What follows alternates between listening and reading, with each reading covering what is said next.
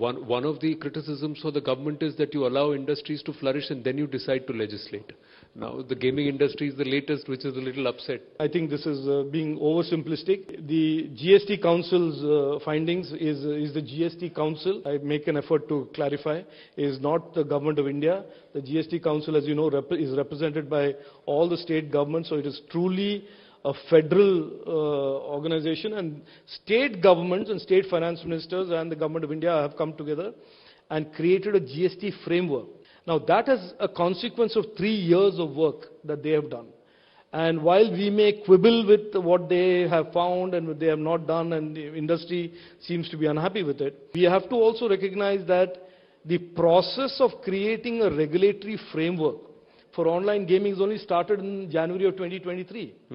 And we are only in the early stages, nascent stages of creating a predictable, sustainable, permissible online gaming framework.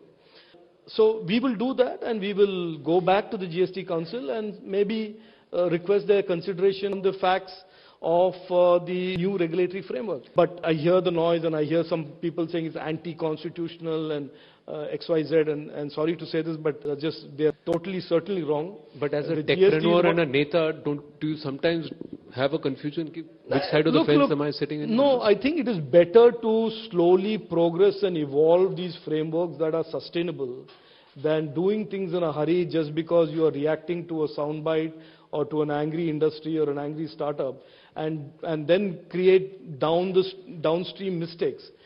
We believe today, and the Prime Minister is very clear on, in the digital space, do everything that from a perspective of the next decade, the India decade. So the laws, the rules, all go through detailed, deep consultation with stakeholders, and then we get people on board. The online gaming rules that have come out went through almost 3.5 months of consultation.